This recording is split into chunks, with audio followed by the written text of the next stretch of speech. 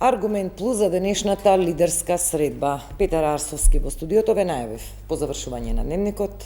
Благодарам што дојдовте. Хвала на поканата. Прво вака една оценка ги видовме, сите лидери дадоа изјава, па дури и Венко Филипче од партиското сидиште попладнево. Дали можеме да говориме за успешно завршување на лидерска средба и да прочитаме дека има некакво политичко придвижување, она што го зборуваме, седна на таа округла маса, за да дојдат до некој политички консензус за некои важни прашања.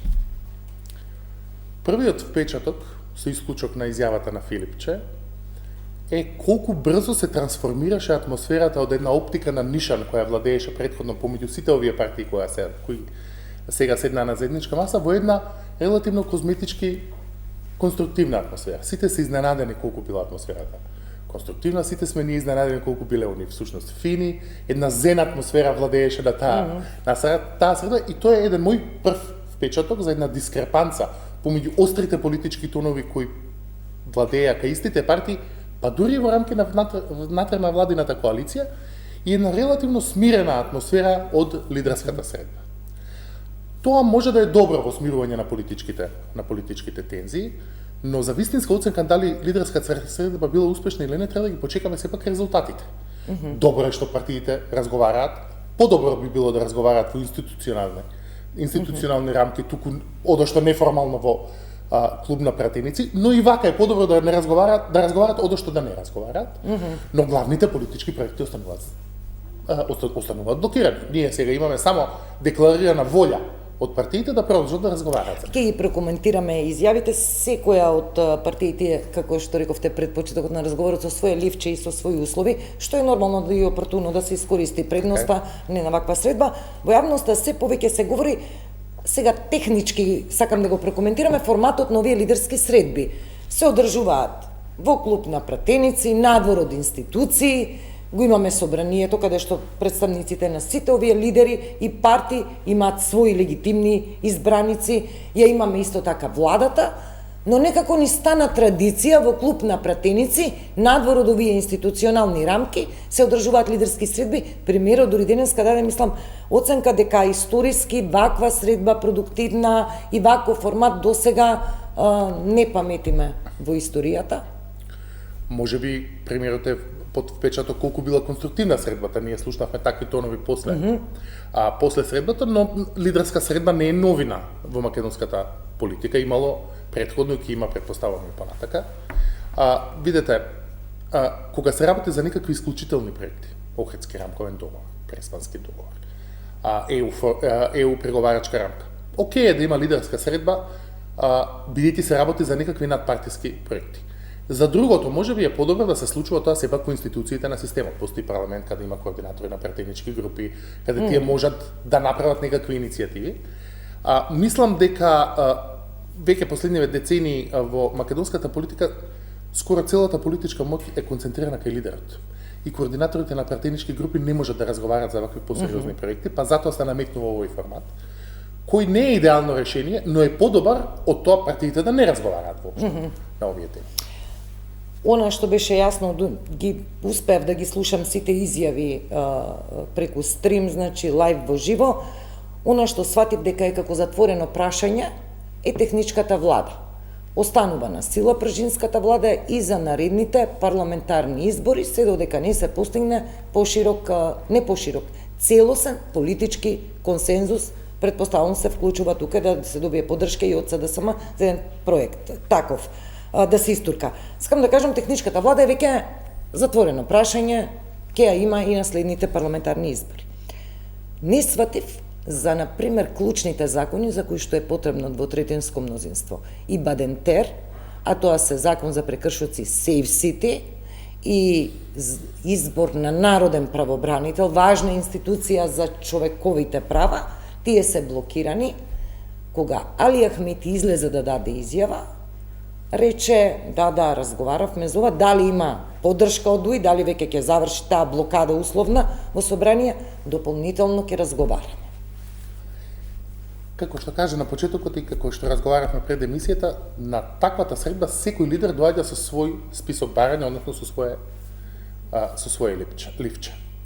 Со исклучок на техничката влада за која како да постои политички консензус со исклучок на СДСМ дека треба да се исклучи со опција да остане уште едни избори. Јас мислам дека ако политичките партии се договорат да исклучат и пред наредните избори, тоа е опција. Ќе го спроведат бидејќи треба просто некое мнозинство за смени.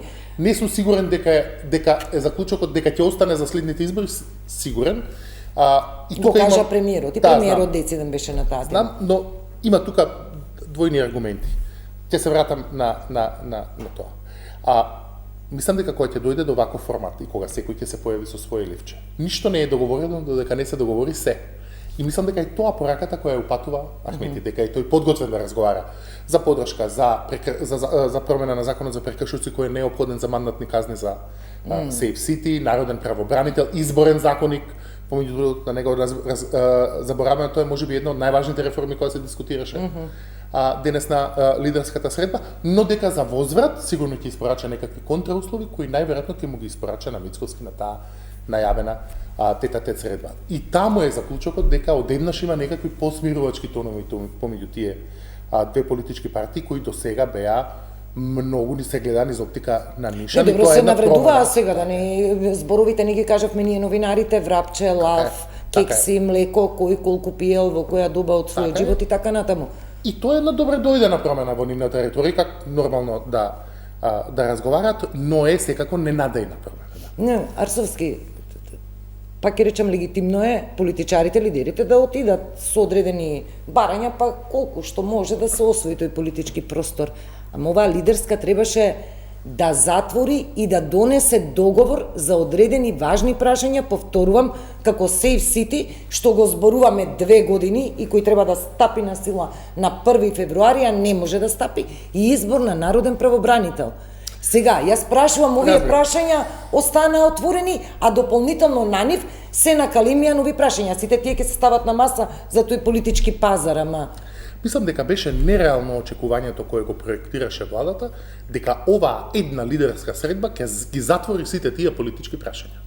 Мислам дека ова е лидерска средба која е почеток на лидерски средби, нема да има нормално никаков резултат, бидејќи тие допрва ја договараат агендата за што ќе разговараат и за кои проекти ќе се усогласуваат. Мислам дека не треба да очекуваме дека ќе има брза разрешница.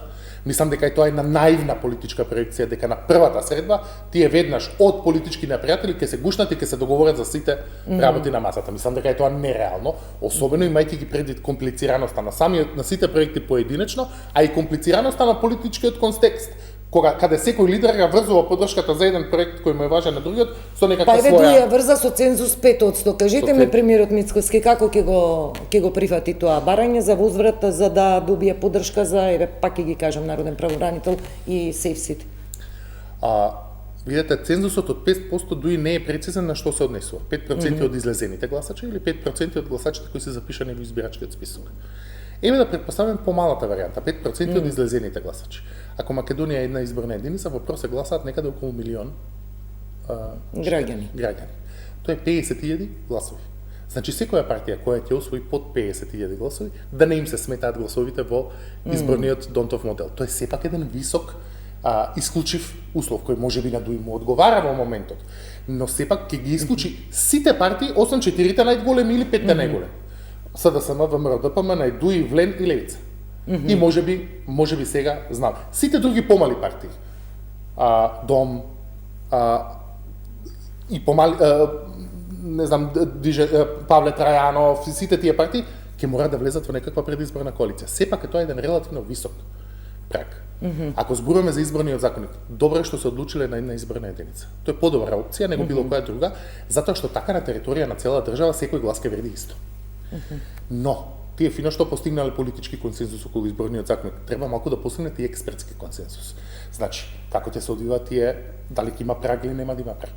Дали ќе има отворени листи, целосно затворени листи или напола преференцијални гласови. Како ќе гласа диаспората? Дали ќе гласа по регистрирано место на живење овде? Дали ќе може да регистрира да гласа со регистрација, односно со далечинско гласање со писмо, бидејќи вели премиерот во ДКП-ата не може секаде да се гласа. И на крајот, што ќе правиме со се поголемата дискрепанца помеѓу бројот на запишани гласачи и бројот на присутни луѓе, кои ни ги диктираат изборните прагови. Вие не можете да спроведете избор на председател, избор на градоначалник, референдум, и за тоа треба да прашаат помеѓу другото експертската заедница. Извини уште една дигресија околу техничката влада го останавме. Да, техничката влада рековме како како прашање барем за сега ќе биде затворено, иако со просто мнозинство може и тоа да се смени. Известно е дека ќе се менува изборниот законник, ако не за друго вели премиерот Радиновиот број нели на министри, и ако треба да се конципира некоја една пржинска влада, математиката ќе биде секако мора да ја направат бидејќи така е, бидејќи сменет бројот на министерствата. Математиката ќе биде поинаква во таа прераспределба во некоја една техничка влада. Левица, лидерот на Левица демонстрираше едно задоволство, како да кажем, од ваква средба, седна рамноправно нели на иста маса на таа лидерска средба. Едно од нивните барања било една изборна единица, изменен на изборен законник и закочани обештетување на семејствата, барање што веднаш било одбиено. Левица е во еден процес на омекнување на својот политички наратив, правејќи го помалку контроверзен и помалку радикален. Тој процес почна уште со кандидатурата на Амер Мециновиќ за град Скопје и тоа се покажа како добитна стратегија. Во оваа ситуација отсуството на СДСМ му ја даде, му отвори простор на Апасиев и Левица да бидат де факто предводници на опозицијскиот глас на таа лидерска средба и тој тоа поле го зафаќаат на релативно пристоен начин со разговор пристоен за изборниот законник, поддршка за Кочани. Мислам дека е тоа процес кој може и да продолжи, особено доколку СДСМ остане на својот став да не учествува на овие лидерски средби за кои поставуваме дека ќе бидат серија лидерски средби, а не една лидерска средба. Да, и СДСМ секако ќе ги прокоментираме дека нивното столче само остана празно. Ахмет интересно кажа, дури и новинарите го подпраша, за да не испадне дека добро не сме разбрале, тет-а-тет средба со премиерот Мицкоски, за да се договори динамиката, плановите околу овие веќе отворени и ново отворени прашања што ги испорача Ахмети. Тет-а-тет средба, премиерот кога го прашаа новинарите, тет-а-тет средба вели, јас во рамките на моите работни задачи ќе се среќавам и се среќавам со сите лидери, тоа е дел од опис и попис на мојата премиерска функција. Тоа е точно. Тоа е опис и попис на неговата премиерска функција, но прашање зошто не го правеше тоа досега. Зошто имаше толку антагонистички став кон ДУИ, ние бевме сведоци на една многу остра реторика помеѓу ВМРО, ДПМН и ДУИ. Јас мислам дека Ахмети е покомотен во тет-а-тет средби одошто во овој групен формат. Што велите, што подразбирате кога велите комотен, може поедноставно се изразува, полесно се договара, полесно ги испорачува условите. На крајот на краиштата може тоа да биде и полезно во смисла на тоа тој да ги испорача неговите услови на Христијан Мицкоски, па Христијан Мицкоски да го менаџира тоа во рамки на лидерските средби. Едноставно тој формат на политичко на вистина дава поголема комоција во секоја смисла на зборот. Во секоја смисла на зборот. И изненадување ставот на премиерот кој таа средба ја прифаќа без никаков проблем. Видете, се на се ако се земе, јас не мислам дека некаков голем зијан ќе се направи од овие политички средби. Па дури и тет-а-тет средби супер е да има некаков. Јасовски треба да видиме некој политички ќар за да се деблокираат законите, бидејќи не се само сивците. Супер е да видиме некаков инклузивен политички диалог, но уште подобро би било да видиме резултати. Ама доаѓаат на агенда реформски закони, промени економски за кои што ќе треба и Бадентер, ќе треба и двотретинско мнозинство. А работата во моментов е блокирана и тоа слободно можеме така да го кажеме. Токму затоа велам дека ако од ова се изродат некакви резултати, добро е што се среќавале, па нека било тоа и во институциите, нека било на тет-а-тет средби, немажно. Рано е да се пресече дали ќе има или нема да има некаков политички резултат. Тоа за сега нема, но тоа не значи дека нема да има во иднина. Но тој политички резултат ќе зависи и од премиерот и од Ахмети, сакам да речам конкретно за нив говориме и ги коментираме. Од сите лидери на таа маса. Добро, но тет-а-тет средбата си беше најавена помеѓу овие два лидери. Една од оценките политички беше оваа средба е за да се обезбеди овој широк консензус кога зборуваме за поважни прашања, па дури Ахмети 2-3 пати спомна и европски интеграции да се одглават, или пак власта бара алиби за да може да се ги оправда и да се го префрли неуспехот на останатите политички играчи за неспроведување на некои политики и внатрешни и економски. Сакам да прашам дали оваа средба попладне во Филипче вели може да навестува брзи избори, предвремени парламентарни избори, иако власта упорно, па вчера мислам и Александар Николовски, подпредседател, децидно рече парламентарни избори 2028 година ќе има, но сепак дали оваа средба, оваа лидерска средба може да биде увертира за нови предвремени парламентарни? Сигурно во дел од лидерската средба има политички маневар од страна на ВМРО-ДПМН, кој се обидува да ја сподели одговорноста за застојот евентуален во проектите, особено оние кои бараат падантераво мнозинство или поширок политички консенсус. Па да, лесно ќе се каже, дуи се виновни, не можеме да го донесеме закон за прекршоци. Еве се обидовме лидерска средба, не можеме да се договориме, и тоа е дел на дисипација на одговорност. Но сепак, за дали тоа ќе предизвика политичка криза која би резултирала со предвремени парламентарни избори, треба да почекаме дали од лидерската средба ќе има некаков резултат. Ако тие се договорат за изборен законник, за народен правобранител, за Safe City, тоа ја намалува веројатноста за предвремени парламентарни избори, бидејќи ќе тече некаков друг политички процес паралелно. Но ако таа лидерска средба се распадне, ако повторно се вратат на една антагонистичка реторика, ако не успеат за ништо да се договорат, како што велиме, ако нема никаков политички резултат, мислам дека веројатноста за предвремени парламентарни избори со обвинување од ВМРО-ДПМН дека е тоа заради блокадата која предизвикува другите политички партии на таа маса, се зголемува. Празно столче за Венко Филипче, попладне во околу 5:20, мислам, попладне во одржа пресконференција, фокусот му беше еврообврзницата од 1 милиарда евра. Тоа само да кажеме информативна е сума која што мислам колку што знам до сега некоја генеза на економијата, највисок износ на сума што сме ја земале на меѓународен пазар во еден ден по основ на еврообврзници.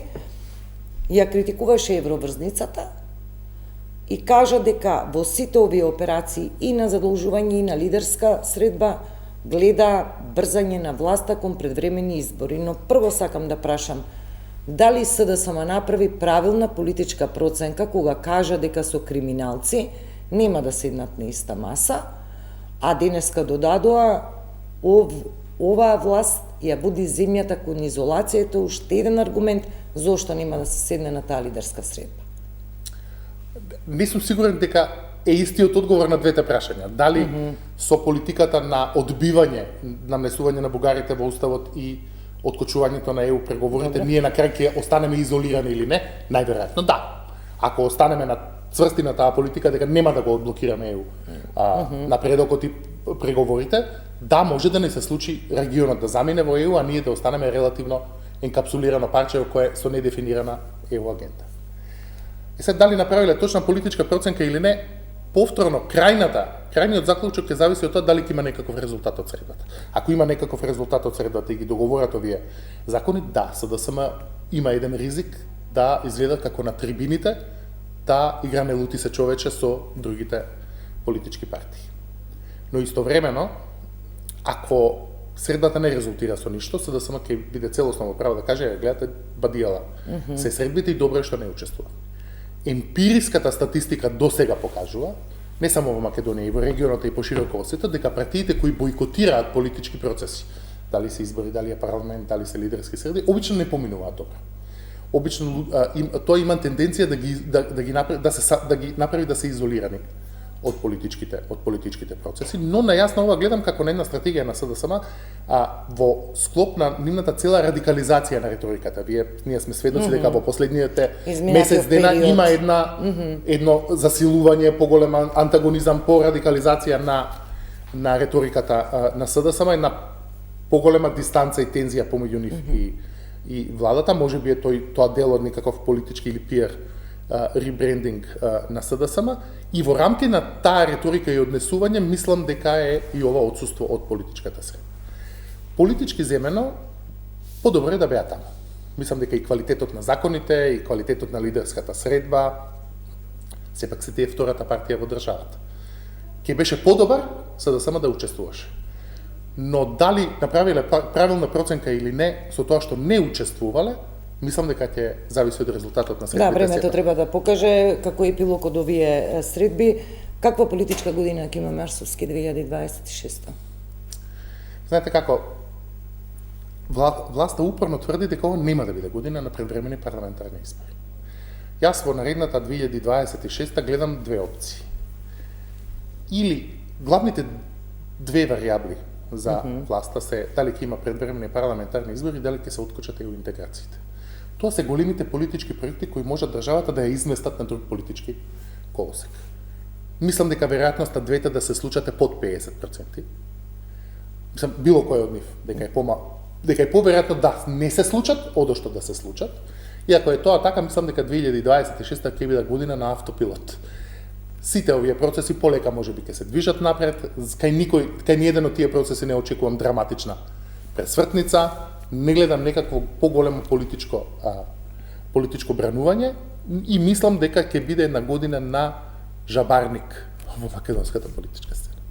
Арсовски, ајде ова за предвремени избори, ама за деблокада на европските интеграции, пред нас ќе имаме уште една година во која што ќе велиме дека еве Бугарија повторно политичка криза, не можеме да преговараме. Ние ќе си ја работиме дома задачата, не гледајте што прави Албанија со преговарачките поглавија, да не ве интересира и Бугарија што го воведе еврото, ниту Молдавија што има бесплатен роаминг со Европската унија.